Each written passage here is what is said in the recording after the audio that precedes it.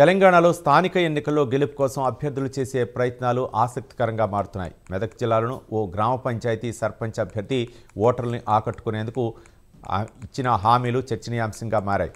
హవేలీ ఘనాపూర్ మండలం కాప్రాయిపల్లికి చెందిన బీఆర్ఎస్ సర్పంచ్ అభ్యర్థి కొక్కల మౌనిక 100 రూపాయల బాండ్ పేపర్పై 15 అంశాలతో ఎన్నికల మేనిఫెస్టో రిలీజ్ చేశారు.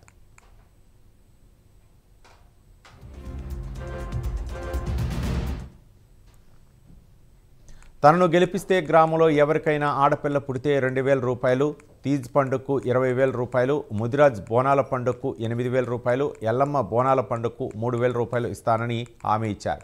గ్రామంలో ఎవరైనా అకాల మరణం చెందితే వారికి ఆపద్బాంధు పథకం కింద అంత్యక్రియల కోసం 5,000 రూపాయలు ఆర్థిక సాయం వంటి అంశాలతో 15 హామీలను మేనిఫెస్టోలో పొందుపరిచారు.